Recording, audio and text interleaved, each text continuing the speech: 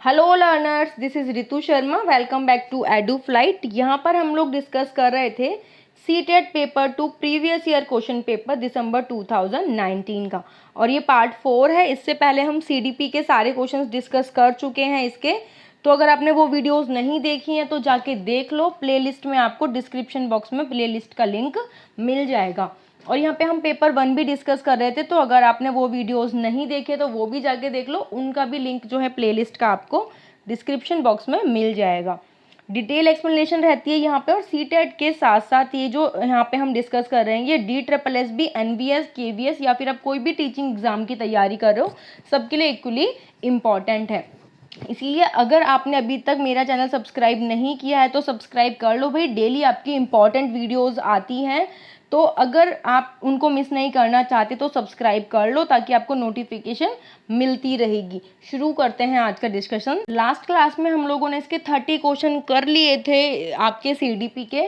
तो आज की क्लास से हम सोशल साइंस वाला पार्ट अपना स्टार्ट करेंगे। फर्स्ट क्वेश्चन क्या बोल रहा है यहाँ पे देखो कि which of the following R block mountains. यहाँ पे जो बोल रहा है कि इनमें से कौन सा जो है आपका भ्रंशोथ पर्वत है।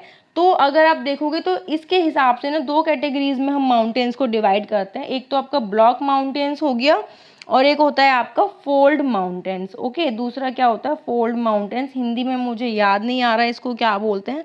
तो जो ब्लॉक माउंटेन्स होते हैं ना, वो क्या होते हैं when two tectonic plate move away from each other। जब दो आपकी दो टेक्टोनिक प्लेट होती है ना, जब वो एक दूसरे से दूर जाती हैं, मतलब कि इस तरीके से देखो, एक ऐसे और एक इधर जा रही है, दूर जा रही है ना, तो उस टाइम पे जो माउंटेन क्रिएट होते हैं उसको हम क्या बोलते हैं, ब्लॉक माउंटेन बोलते हैं।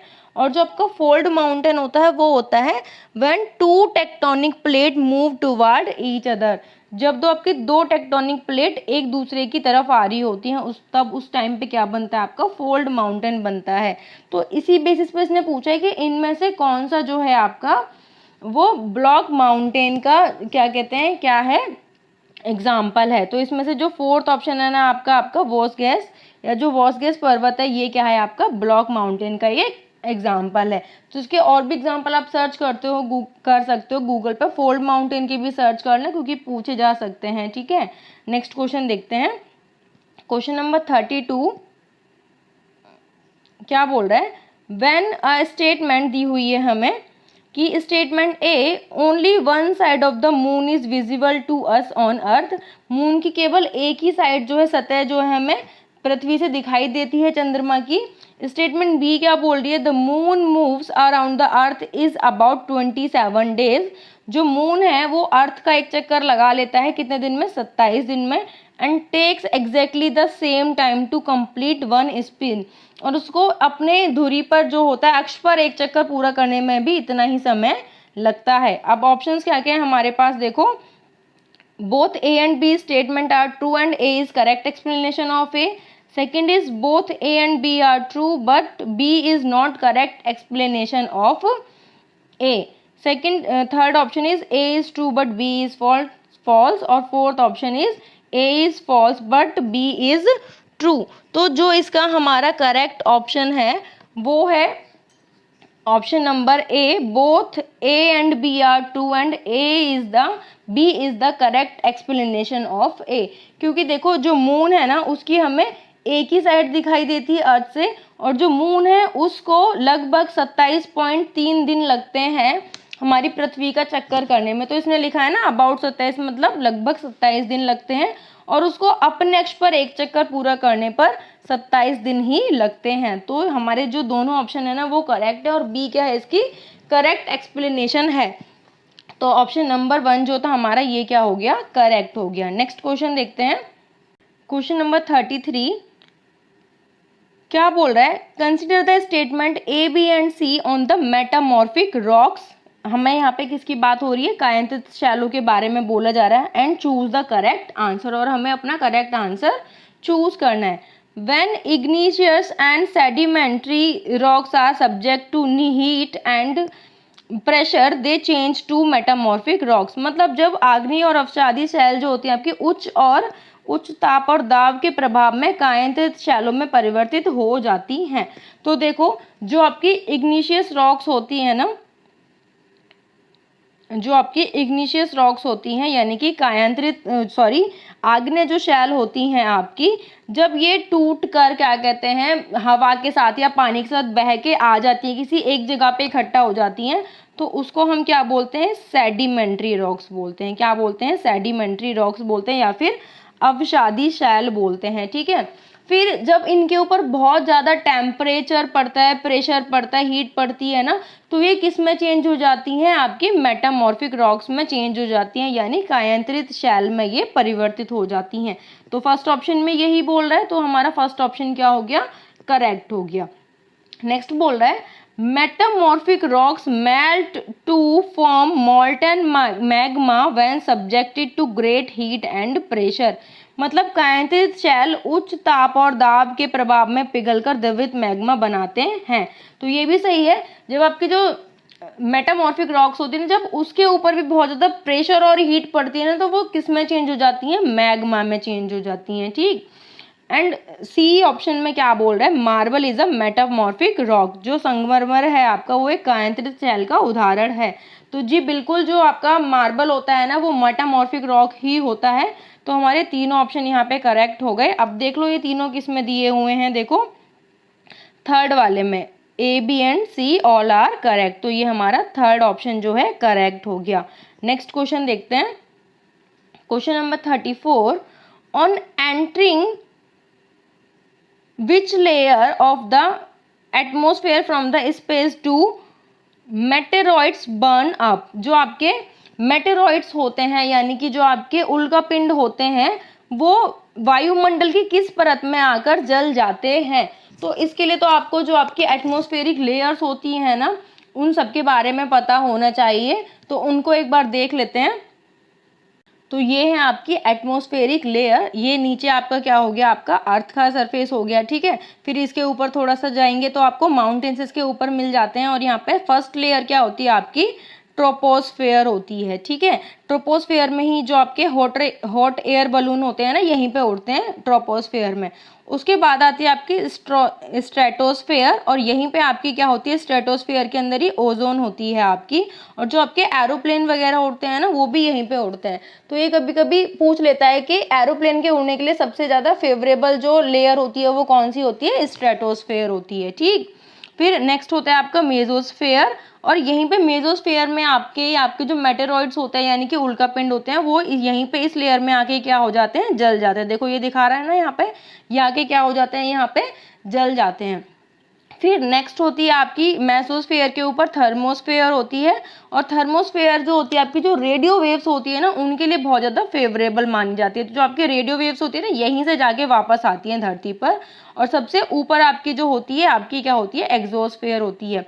तो याद करने के लिए इसको देखो आप ऐसे याद कर सकते हो, जो मेरा तरीका है मिडिल में आता है, जो वो बीच में आ रहा है, देखो एम से आ रहा है ना मेसोस्फेयर, आपको इतना याद रखना है कि ये बीच में आती है। फिर आपका क्या है यहाँ पे एक्सोस्फेयर, जो आपकी एग्जिट कर रही है, बाहर की तरफ जा रही है, वो क्या है, ई से शुरू हो रहा है ना, तो ये एक्सोस्फेयर आपकी सबसे ऊपर होती है। फिर ये थोड़ा सा कहीं ना कहीं माइंड में सेट कर लो कि स्ट्रेटोस्फेयर जो है सेकंड नंबर पे आती है। फिर ये दोनों आपको इजीली याद हो जाएंगे, आप एक दो बार प्रैक्टिस करोगे तो। और जो मैंने बताया ना कि एरोप्लेन के लिए कौन सी कंडीशन सही है, मेटेरॉइड कहाँ पे जल जाते हैं, या फिर आपकी जो रेडियो वेव्स होती हैं, या रॉकेट के लिए कौन सी लेयर जो है सही रहती है, ये आपके एग्जाम में पूछ लिया जाता है घुमा फिर आके क्वेश्चन, तो इनको ध्यान से समझ लेना। इसको एक और पिक के माध्यम से समझते हैं इस क्वेश्चन को, ताकि और अच्छे से क्लियर हो जाएगा। यहाँ पे देखो इसको मैंने हिंदी में भी लिख दिया है। तो ये आपका अर्थ का सरफेस हो गया, फिर यहाँ पे आपके माउंटेन्स वगैरह होते हैं। ठीक है, और गैसेस भी जो होती हैं आपकी अर्थ के सरफेस पर ही होती है ना। तो सबसे फर्स्ट जो लेयर है आपकी वो क्या होती है, आपकी ट्रोपोस्फेयर, अभी मैंने बताया, और हिंदी में इसको बोलते हैं हम शोभ मंडल। और जो आपकी मौसम संबंधी घटनाएं होती हैं ना वो सारी ट्रोपोस्फेयर में ही होती हैं। और हॉट एयर बलून भी कहाँ पे उड़ता है, ट्रोपोस्फेयर में ही उड़ता है। फिर इसके ऊपर थोड़ा सा जाओगे आप तो आपको क्या मिलती है, स्ट्रेटोस्फेयर मिलती है, और इसको हम हिंदी में बोलते हैं समताप मंडल। तो ओजोन भी आपके स्ट्रेटोस्फेयर में ही होती है, और एरोप्लेन भी कहाँ पे उड़ते हैं, आपके स्ट्रेटोस्फेयर में ही उड़ते हैं। फिर थर्ड इज मीजोस्फेयर, ये इसको हिंदी में बोलते हैं मध्य मंडल। और जो आपके इसी लेयर में आके जो आपके मेटेरॉइड्स होते हैं ना, उल्कापिंड, ये क्या हो जाते हैं, जल जाते हैं। फिर इसके ऊपर होती है आपकी थर्मोस्फेयर, इसको हम हिंदी में बोलते हैं आयन मंडल, या फिर आयनोस्फेयर भी कभी कभी लिखा रहता है। तो जो रेडियो वेव्स के लिए आपकी सबसे फेवरेबल कंडीशन होती है ना, वो कहाँ पे होती है, आपकी आयनोस्फेयर में होती है या फिर थर्मोस्फेयर में होती है। फिर सबसे ऊपर क्या होता है आपका, एक्सोस्फेयर होता है या फिर बहिर्मंडल, जिसको हम हिंदी में बोलते हैं। ठीक है, अब अपने क्वेश्चन का आंसर देखते हैं। हमसे क्या पूछा था कि किस लेयर में एंटर करने पर जो आपके मेटेरॉइड्स होते हैं वो क्या हो जाते हैं, जल उठते हैं, किस परत में आने पर। तो अभी हमने पढ़ा वो कहाँ पे जल उठते हैं, आपके जो मेटेरॉइड्स होते हैं या उल्कापिंड होते हैं, मेसोस्फेयर में, जो आपकी बीच वाली लेयर होती है ना, उसमें आके जो आपके उल्कापिंड हैं वो क्या करने लगते हैं, जलने लगते हैं, यानी कि मध्य मंडल में। नेक्स्ट क्वेश्चन देखते हैं। Question number 35 is transhumance is related to, मतलब ऋतु प्रवास जो है जुड़ा हुआ है किससे, movement of people, close built area of houses, या फिर artificial enclosure of for keeping the small house plants, या फिर प्लेसेस वेयर सेटलमेंट डेवलप्स। ठीक है, तो इसका जो होता है ट्रांसह्यूमन जो होता है आपका रिलेटेड होता है या फिर ऋतु प्रवास, यानी कि किससे, मूवमेंट ऑफ पीपल से, यानी कि लोगों के आगमन से। तो ये हमारा ऑप्शन करेक्ट हो गया। नेक्स्ट क्वेश्चन देखते हैं। क्वेश्चन नंबर 36 क्या बोल रहा है, consider the statement A and be on the permanent wind and choose the correct option. स्थायी पवनों के संबंध में कथन ए और बी पर विचार कीजिए और सही विकल्प का चयन कीजिए। क्या बोल रहा है, these winds blow constantly through out the year in a particular direction. कि ये जो आपकी परमानेंट विंड्स होती हैं, ये constantly through out the year चलती ही रहती हैं। और सेकेंड ऑप्शन क्या बोल रहा है, westerlies and easterlies are the example of these winds. तो सही बात बोल रहा है भाई, ये एकदम जो विंड्स होती हैं आपकी परमानेंट वाली, वो constantly through out the year क्या करते हैं, एक पर्टिकुलर डायरेक्शन में बहती रहती हैं या फिर चलती रहती हैं। और ये तीन तरीके की होती हैं, एक होता है आपका वेस्टर्लीज, एक ईस्टर्लीज, और एक होता है आपका ट्रेड विंड। ठीक है, एक क्या होता है आपका ट्रेड विंड होता है, व्यापारी पवने। तो इसमें दो दिए थे और इसने बोला था ये दोनों इसके एग्जाम्पल है, तो यस ये दोनों इसके एग्जाम्पल हैं। तो पश्चिम एवं पूर्वी पवने इनके उदाहरण है। और अगर इसमें दिया होता आपका व्यापारी पवने, तो पवने वो भी इसका उदाहरण होता। तो ये दोनों ही करेक्ट ऑप्शन है हमारे। तो देखो इसमें से कौन सा ऑप्शन हमारा ठीक हो जाएगा, both A and B are true. Next question देखते हैं। Question number 37, campos in Brazil and, क्या कहते हैं, ये क्या लिखा है, llanos in Venezuela are example of. Campos Brazil में और वेनेजुला में लानोस जो है वो किसके उदाहरण है, टेम्परेट ग्रासलैंड के, टुंड्रा टाइप ऑफ वेजिटेशन के, या फिर ट्रॉपिकल ग्रासलैंड के, या फिर मेडिटेरियन वेजिटेशन के। तो जो आपके जो कंपोज हैं और जो लानोस है आपका, ये किसका एग्जाम्पल है, ट्रॉपिकल ग्रासलैंड का, यानी कि उष्णकटिबंधीय घास स्थल के ये एग्जाम्पल हैं। नेक्स्ट क्वेश्चन देखते हैं।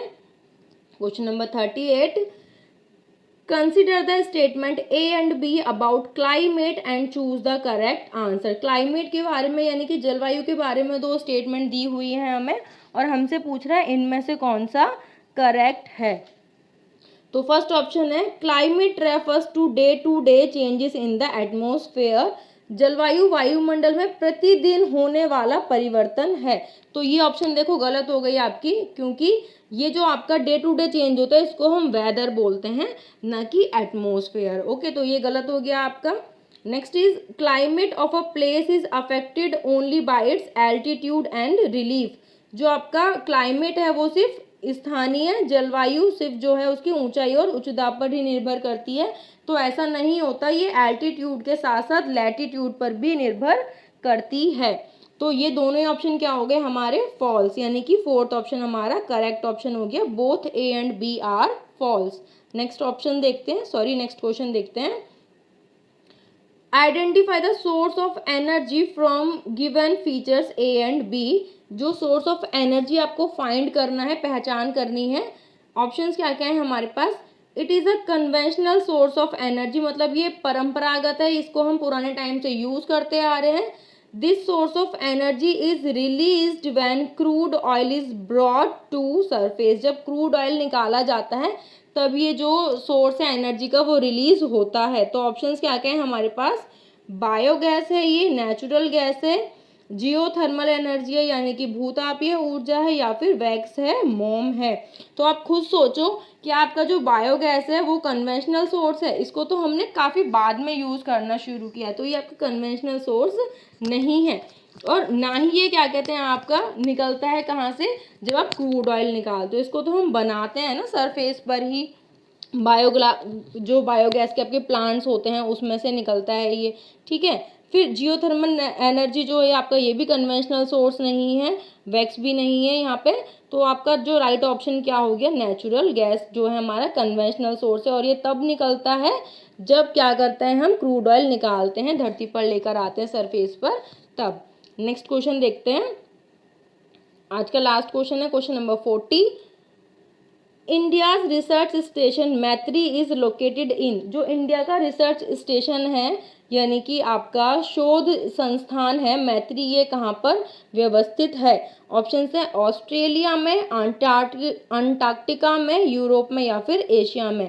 तो ये जो आपका मैत्री है ये कहाँ पर है, अंटार्कटिका में है। और इसी के साथ आपका मैत्री के साथ साथ आपका एक और है दक्षिण गंगोत्री, क्या है, दक्षिण गंगोत्री। तो अगर इस बार इन्होंने दिया था कि मैत्री है, तो हो सकता है अगली बार दक्षिण गंगोत्री दे दे, या दोनों ही ऑप्शन में दे दे, आपको बोले कि इनमें से अंटार्कटिका में कौन से रिसर्च स्टेशन जो है हमारे हैं। तो एक तो आपका मैत्री हो गया और दूसरा क्या हो गया आपका दक्षिण गंगोत्री, ये दोनों हमारे रिसर्च स्टेशन हैं कहाँ पर, अंटार्कटिका में। ओके, तो आई होप आज का डिस्कशन आपको अच्छा लगा होगा। अगर अच्छा लगता है तो प्लीज़ कमेंट करके बताया करो भैया, और लाइक करा करो, प्लस सब्सक्राइब कर लो कि अब आपको आइडिया हो गया होगा कितने इंपॉर्टेंट सेशंस रह रहे हैं यहाँ पे, कितना ज़्यादा डिटेल में मैं एक्सप्लेन करती हूँ।